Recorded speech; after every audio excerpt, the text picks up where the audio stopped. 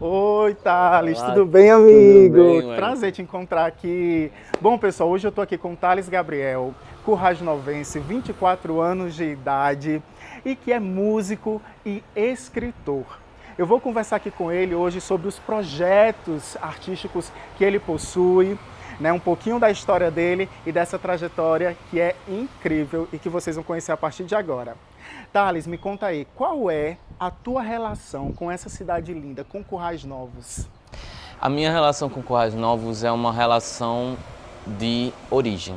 Aqui foi o lugar que eu cresci, que eu fui criado, e foi o lugar que comecei a me desenvolver como artista. Então, aqui foi o local que eu tive minhas primeiras experiências com a literatura, com a música, e que eu comecei a escrever e fazer música. Você, de formação, qual é a tua profissão? Atualmente eu trabalho com direito, com advocacia, estou me formando esse ano, mas eu também trabalho como artista, como cantor e como escritor. Certo. Qual a relação assim que você faz da área jurídica com a tua parte de escrita? Onde é que uma entra na outra? Qual a relação que você faz artisticamente dessas duas áreas, desses dois segmentos? É bem interessante porque, para mim, Wellington, a literatura vem antes do direito. Então, é a literatura que ela influencia a minha atuação no direito, não o contrário. Então, por meio do que eu já fiz durante toda a minha adolescência, que passei minha adolescência inteira escrevendo, foi que eu comecei a ter maior interesse por essa área, inclusive pela área das ciências humanas no geral. Então, a literatura impactou diretamente também a minha profissão. Na música, você tem alguma coisa escrita? Você se articula de que forma dentro desse segmento artístico e cultural? Então, minha carreira na música ela começou no IFRN de Currais Novos, onde eu era aluno, e que existe um curso de canto coral em que eu comecei a cantar lá e eu aprendi sobre técnica vocal, etc. E lá eu também conheci dois amigos meus que são Gabriel Cosme e Beatriz Tito. Com eles eu comecei um projeto de composições e também o projeto com Beatriz Tito, o Biel e Bia, que nós fizemos vários trabalhos culturais durante todos esses anos aqui em Currais Novos. E com Gabriel Cosme eu tenho várias composições que também somos apenas nós dois, que nós fizemos juntos. Esse é o único projeto, assim, no caso, o Biel e Bia, né? É o projeto carro-chefe na sua área musical ou você já fez outras coisas também? Até o momento, os maiores projetos que eu fiz foram com o Du, Biel e Bia, e eu também estou fazendo alguns projetos sozinho, mas eu participo mais de concursos de canto, faço algumas apresentações culturais em sarais, sozinho. Com o Du, Biel e Bia nós já fizemos videoclipes, nós já gravamos músicas em estúdio, fizemos várias outras coisas com perfis diferentes. Qual é a tua inspiração quando você foi fazer esse livro, né? Produzir esse livro? Ele é o único? Você tem outras obras? Como é que você atua no âmbito da literatura? Wellington, eu comecei a planejar esse livro há uns 3 anos atrás. No início dessas leis de incentivo começaram a aparecer mais depois da pandemia e eu comecei a organizar pensando nessas leis de incentivo como uma oportunidade de conseguir publicar, porque eu sempre quis publicar. Desde a minha adolescência eu tinha essa vontade, mas eu nunca parei e juntei a minha escrita e disse, vou organizar agora num livro. E eu comecei e outrora, que é a minha primeira obra publicada, ela tem esse perfil de mostrar realmente a minha origem como artista currais-novense. Não é à toa que a capa é feita pelo meu irmão Pitágoras de Azevedo Alves e o prefácio é pelo meu primo Carlos Barata, que são pessoas que me conhecem desde que eu nasci. Então, assim como esse ambiente aqui do Coreto, que eu passei por diversos momentos da minha vida, inclusive foi um local em que eu me encontrava com outros amigos artistas, é um local que é tão simbólico para a nossa cidade que eu acho que apenas demonstra também esse perfil da minha origem como escritor. Entendi. As inspirações da sua escrita vem de onde? Vem de diversos lugares. Eu posso dizer que uma das minhas maiores inspirações é o meu avô, Celestino Alves, que foi poeta aqui da cidade, historiador, político. Ele tinha uma questão muito da literatura de cordel e também, como a literatura de cordel é bastante musicada, eu também trago muito desse perfil meu de músico também para minha poesia. Mas eu também tenho inspiração em diversos autores e autoras do nosso Brasil. Tenho muita inspiração, por mais que sejam textos poéticos aqui, em Clarice Lispector, por toda uma questão filosófica, existencialista do texto dela, psicológico, de trazer realmente o perfil psicológico do narrador. Então, eu tenho várias inspirações, inclusive em poetas e poetisas aqui da nossa cidade, como Yara Carvalho, como Wesley Gama, como Luma Carvalho. São todas inspirações para mim manter e para trazer realmente esse frescor para minha escrita poética. Eu queria conversar com você sobre um assunto em especial que é também do qual se trata esse nosso audiovisual, né? O Currais Cultural, que é sobre a economia criativa. É muito importante a gente entender esse conceito, né, de economia criativa, que é basicamente essa conexão entre a arte, né, a criatividade e a forma, né, de se lucrar, de se ganhar dinheiro com isso, de se manter, né, de viver, sobreviver. E eu queria saber de você o seguinte: você consegue se manter com o que você produz? O que você teria a falar nesse sentido? Em conexão com o mercado currais-novense, você acha que ele abraça a arte que você produz? Você, quando é chamado para algum trabalho, você acredita que existe uma remuneração justa? Você acha que o seu livro ele está sendo bem recebido pela população? As pessoas estão comprando? Você acha que é difícil, que é fácil? Como é que se dá essa tua logística de também comercialização e de que isso chegue no teu público? Então, Wellington, eu acredito que nós estamos crescendo bastante. Não é fácil, assim como nenhuma outra profissão é fácil, mas nós precisamos nos reinventar a partir do nosso cenário. Com o livro, eu tive uma experiência muito diferente da que eu tive com a música, porque o meu gênero musical que eu mais trabalho, que é a música popular brasileira, ele não é muito popular aqui no interior. Sim. Porém, com o livro, eu tive uma resposta muito feliz, também porque é um produto mais físico, né? Aquele negócio mais tangível que as pessoas se atraem com mais facilidade, digamos assim, porém também porque com o livro, eu tive realmente essa oportunidade de me ver diretamente como uma pessoa tentando vender um produto para um público específico, muito bem demarcado, que eu conhecia já como artista aqui da cidade por todos esses anos de experiência com a música. Então eu tentei realmente me reinventar com diversos anúncios diferentes, vídeos recitando poesias, com também cenários aqui do nosso interior, com gargalheiras, com aqui em Currais Novos. E isso foi chamando a atenção das pessoas e as pessoas começaram a se interessar mais pelo meu livro. Eu tive uma resposta muito positiva na pré-venda, consegui vender mais de 100 livros, que foi algo que eu não esperava que eu fosse fazer em curto período de tempo. Então, eu estou muito feliz em poder ter essa oportunidade de conseguir me reinventar como artista e também agora como uma forma como um empreendedor. Quais são os próximos passos? Você pensa em lançar outros a partir desse? Que eu acredito que sim, né? E na música, como é que está aí essa relação com ela, já que você está agora envolvido, né, 100% com essa sua literatura, essa sua arte de escrever?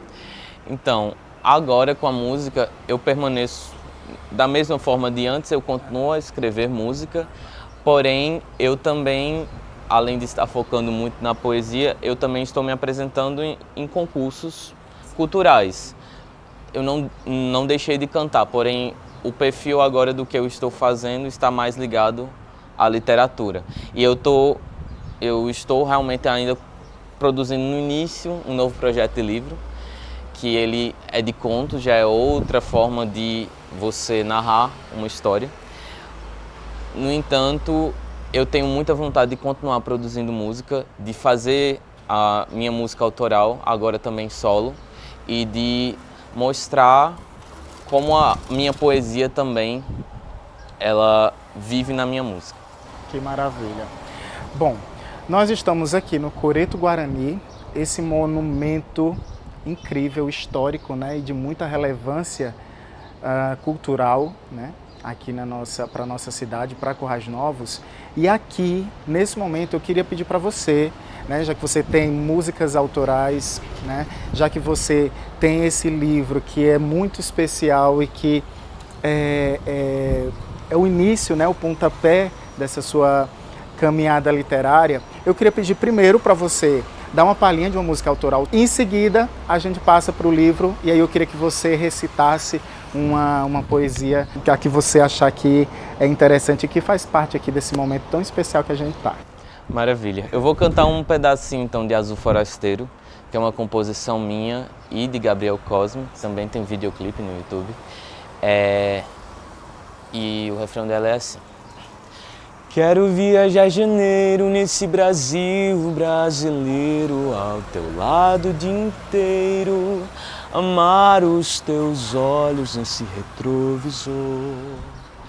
Por décadas, amor, por onde você for,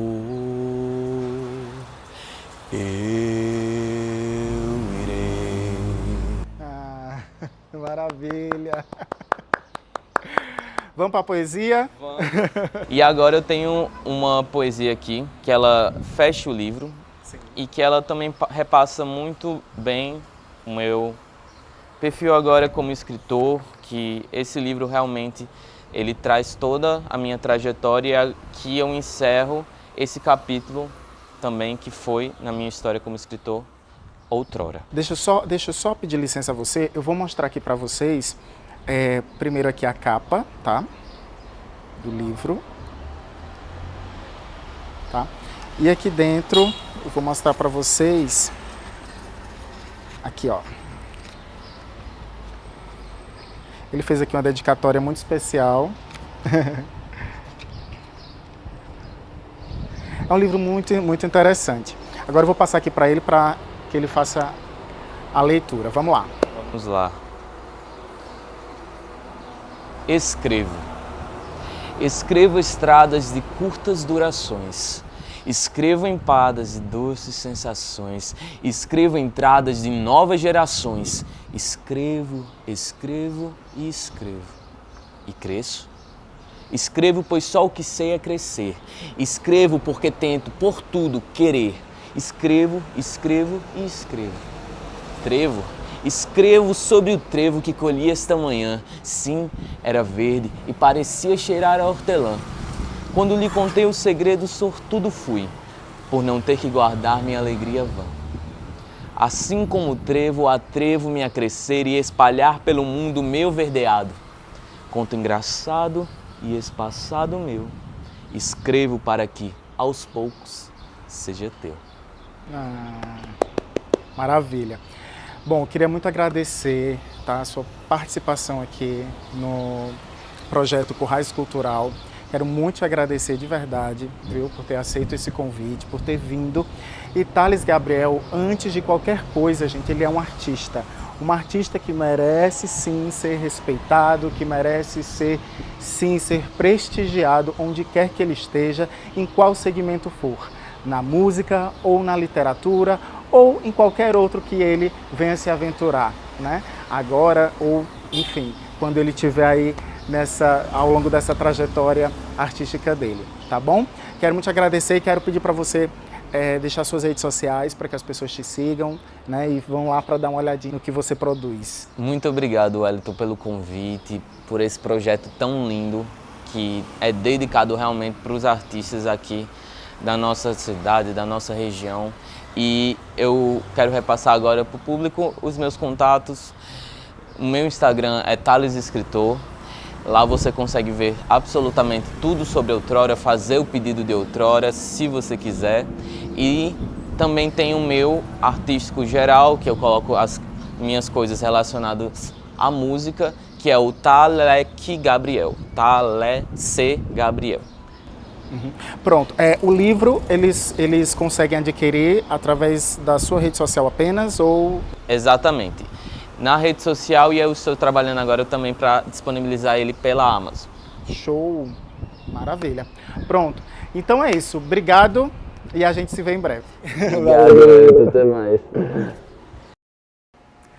Olá, sejam todos muito bem-vindos ao Currais Cultural. Esse projeto que une arte, cultura e economia.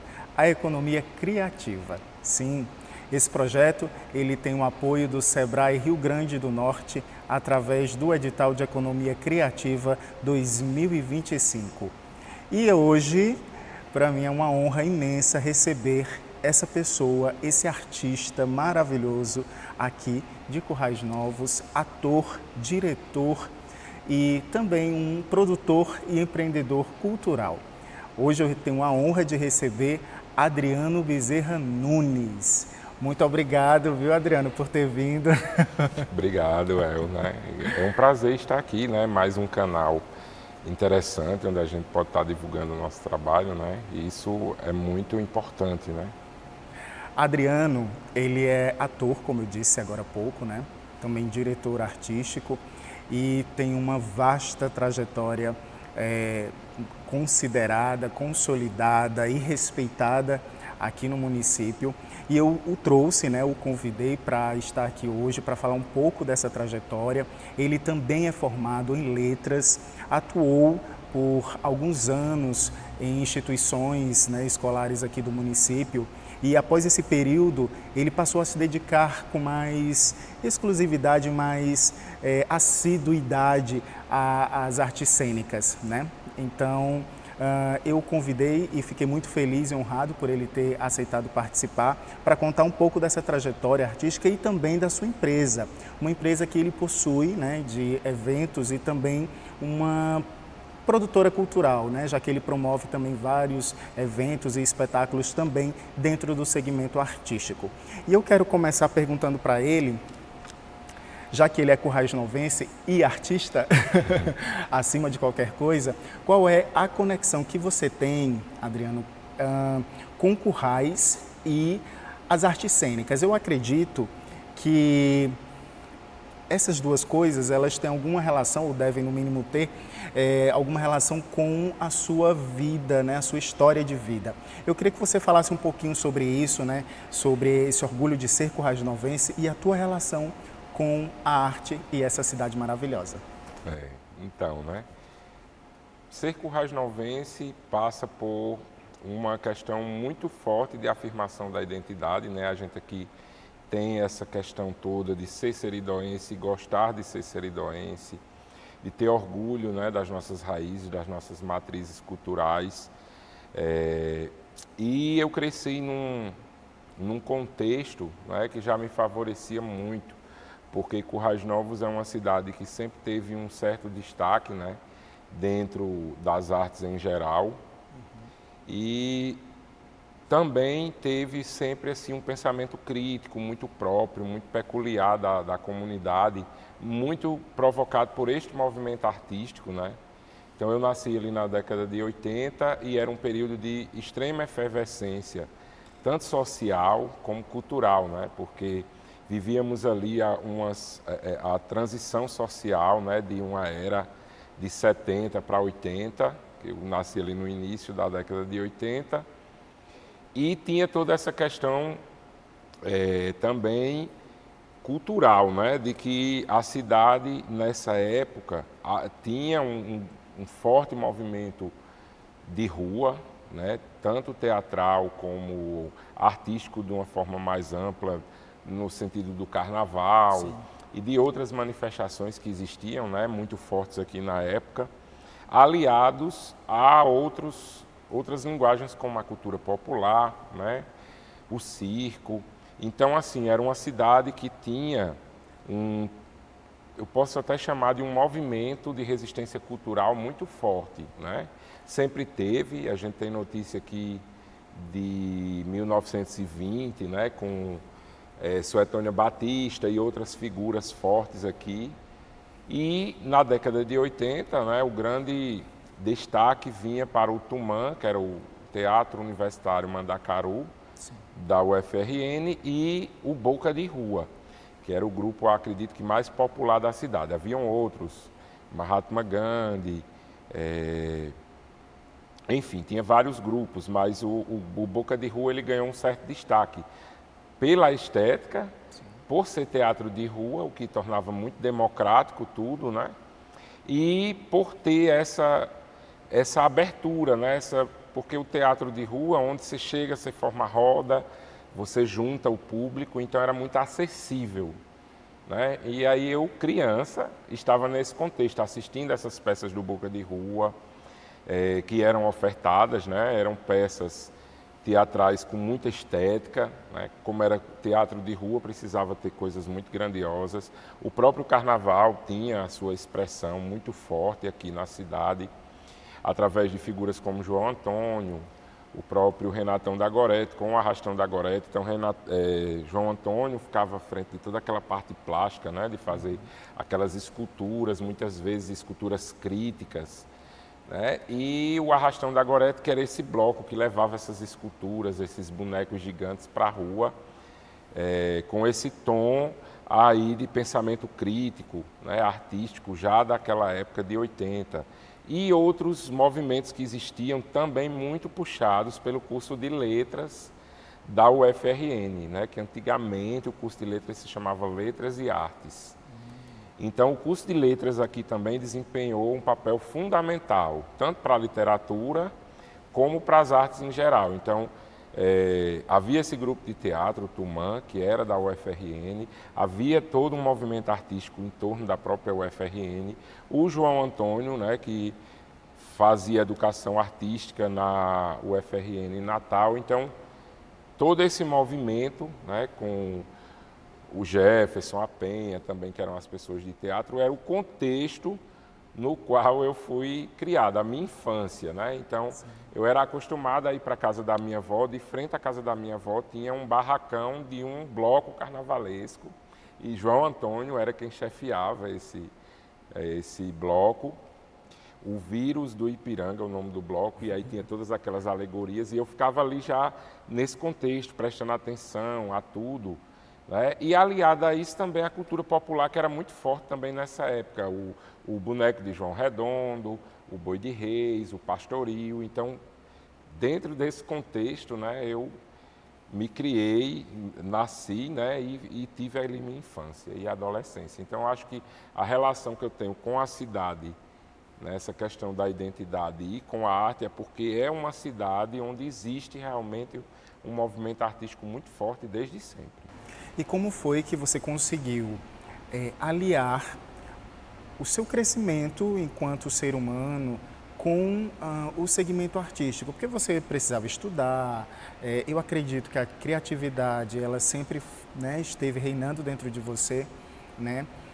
E como é que foi aliar isso e ter essa evolução? Porque chega um determinado período que você começa a entrar no ramo das quadrilhas, né? Começa a ser organizador de quadrilhas também. Isso. Dentro dessa sua juventude. Aí como é que você chega nisso, né? Nas quadrilhas, nessas organizações, e como é que isso se dá com você, ser humano, né? Nesse contexto social?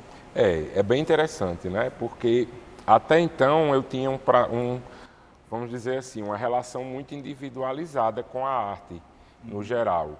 E até certo ponto, mais sociável quando eu fazia arte na escola, né? Que eu estudava, então fazia peças de teatro, eu já dirigia peças de teatro. Eu ali, pré-adolescente, já cheguei a dirigir peças de teatro inspirada nas peças que eu via no Boca de Rua, então eu levava para o contexto da escola e encenava na escola com os colegas, e isso para apresentar para os pais, para os professores, né, em eventos da escola. Mas o meu primeiro, vamos dizer assim, o primeiro momento onde eu pude colocar a minha arte a serviço de um projeto que tinha esse cunho social, que tinha mais gente envolvida, que era um coletivo, foi justamente na época do Nordeste Brasil. Primeiro, Flor no Arraiá, que foi a quadrilha que eu ingressei. Né? Eu entrei na Flor no Arraiá para dançar quadrilha, porque era comum naquela época, né? Havia um grande movimento de quadrilhas interbairros, escolas. Então eu já tinha dançado quadrilha na escola e depois escolhi entrar na Flor no Arraiá, que era do Parque Dourado. Sim.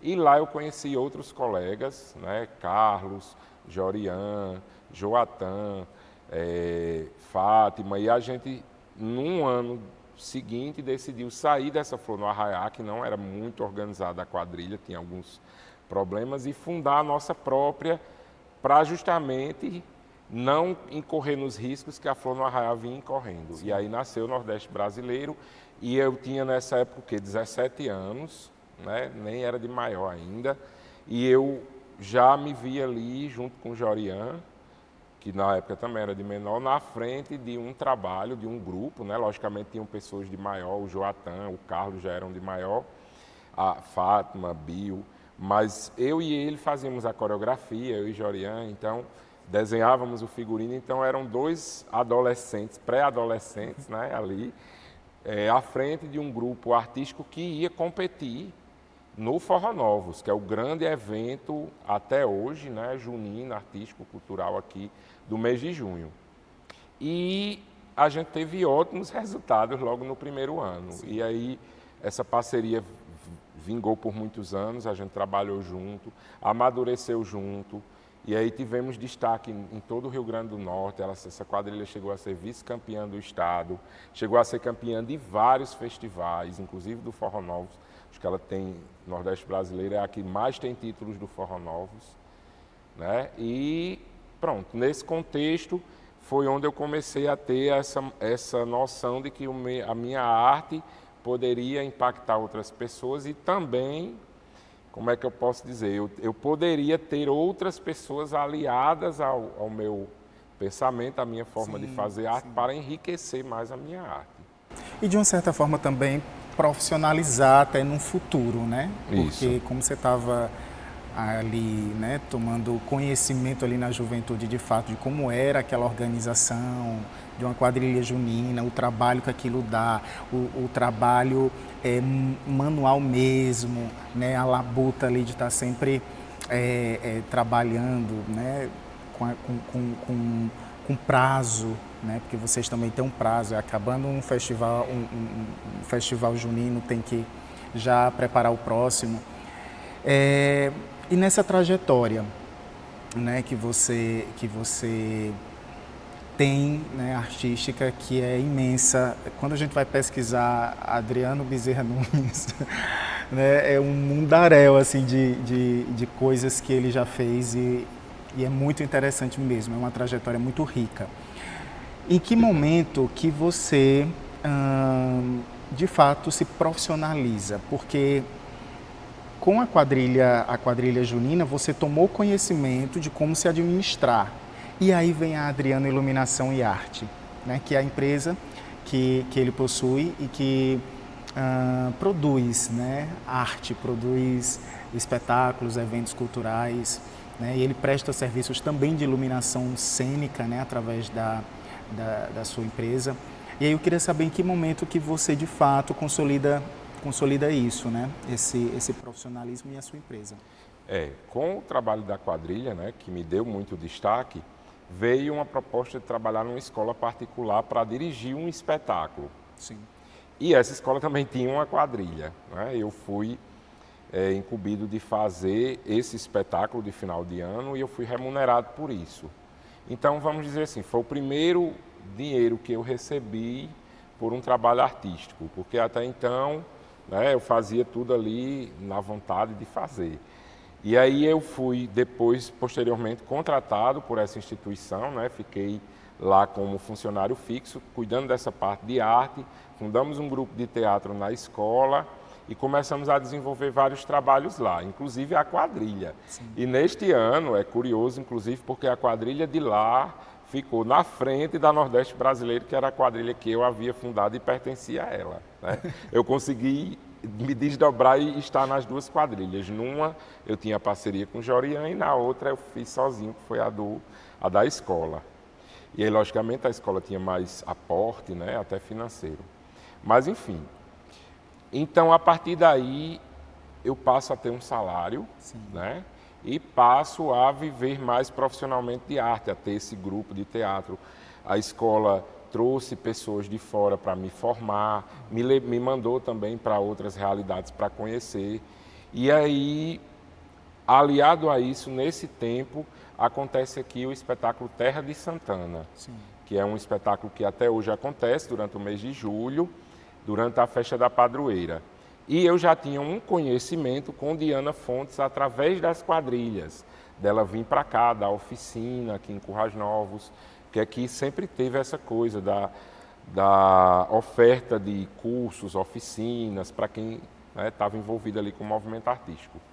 Então, Diana Fontes, por esse contato que a gente tinha, ela dirigiu o primeiro Terra de Santana e como ela me conhecia, era um dos elos que ela tinha com Currais Novos, ela disse, olha, eu quero muito que você venha trabalhar comigo e como você já tem experiência nas quadrilhas, na própria escola que você trabalha, eu quero que você faça a minha assistência local. Eu venho com o meu assistente de direção, a gente monta e você fica ensaiando durante a semana. Topa? E eu tremi um pouco, mas de cara já topei. Fiz também a seleção para o elenco, passei e fui fazer esse trabalho profissional, que era o Terra de Santana. Recebi esse cachê como ator, que eu nunca tinha recebido um cachê como ator, e como ensaiador, né, como assistente de direção local.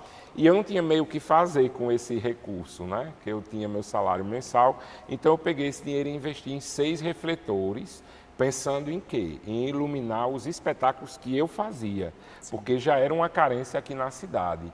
A gente fazia os espetáculos, mas não tinha empresa, nem nenhum profissional, nem ninguém que estudasse iluminação para fazer a iluminação do seu espetáculo. Então, às vezes eu pensava, uma vez eu fiz a Face da Boa Preguiça, lá nessa escola que eu trabalhei. E aí eu pensava uma iluminação que representasse o sol do meio-dia, depois uma que tivesse à noite. E aí eu pedi as gelatinas, que é aqueles plásticos de cor que colocava nos refletores, né? Azul e amarelo, mas justamente porque eu queria alguns momentos amarelo e outros azul.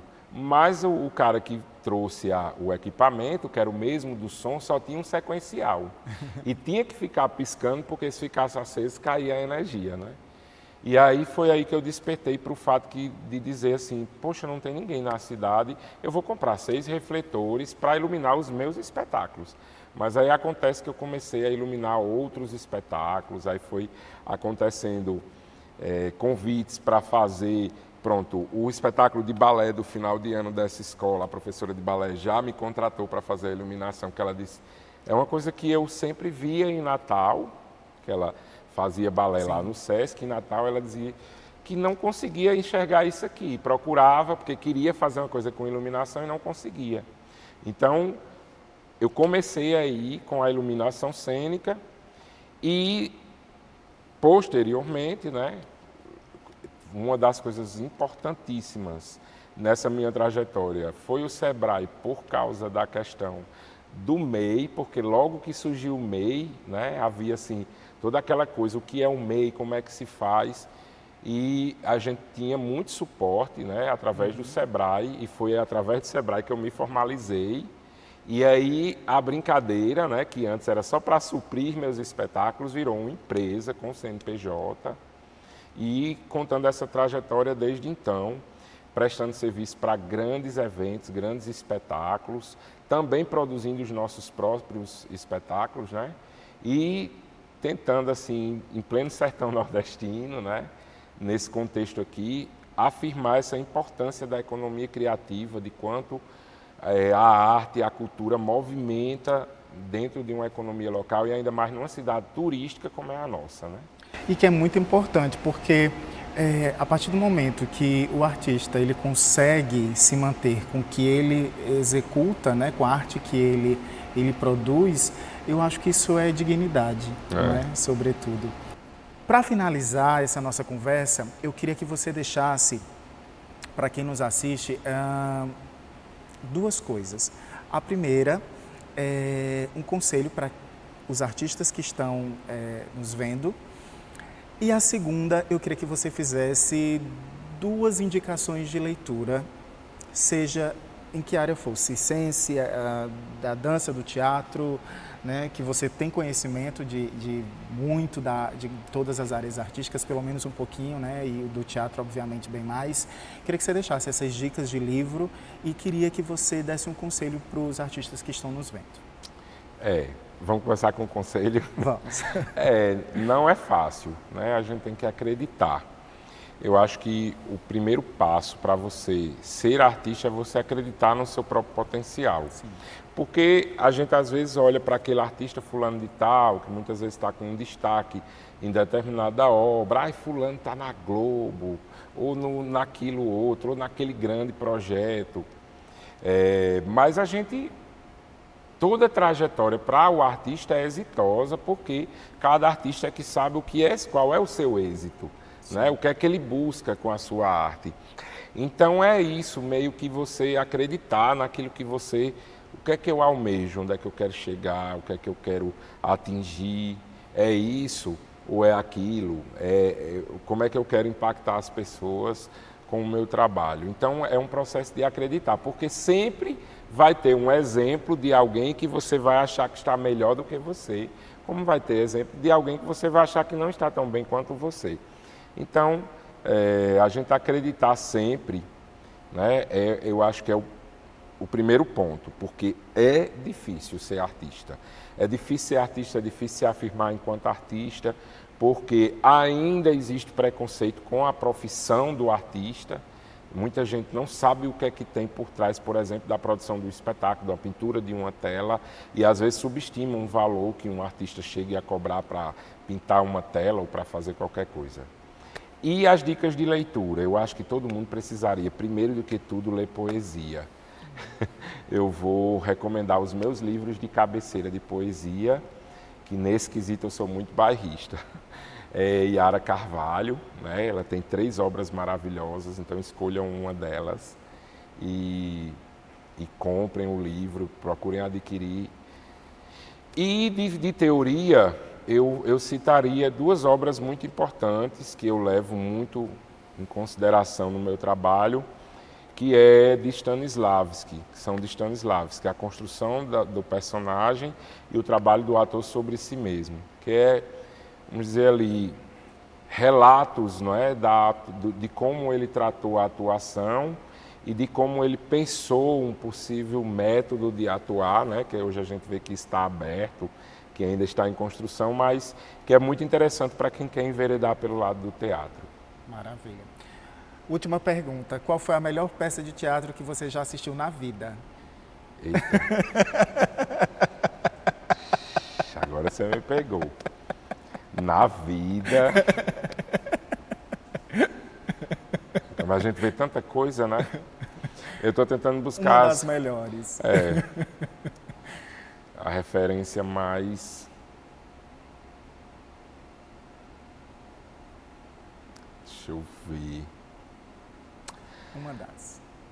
Eu acho que eu vou dizer uma peça que eu não só vi, eu tive a oportunidade de participar e iluminar, foi Casa do Louvor, da Companhia Bagana de Teatro, é da encenadora Carla Pires Martins, a direção cênico-dramatúrgica, e é um espetáculo lindo, poético, então eu acho que, assim, eu acho que é o espetáculo mais bonito que os meus olhinhos já tiveram de contemplar assim, de tão perto e até de trabalhar. Né? Fica a dica para quem puder ainda assistir, eu acho que está disponível nas plataformas. Eles não rodam mais, né? Não, mas tem eu acho que tem disponível. Isso. Quem quiser assistir está lá, é um espetáculo lindo, eu também já pude conferir. Adriano, muito obrigado mesmo por ter aceito o meu convite, viu? Eu fico muito feliz. Primeiro, por você ser quem é, um cidadão extremamente respeitado, né, benquisto aqui em Currais Novos e, sobretudo, um homem de conhecimento artístico vasto, que esse tem. Obrigado de verdade, viu? É isso, pessoal.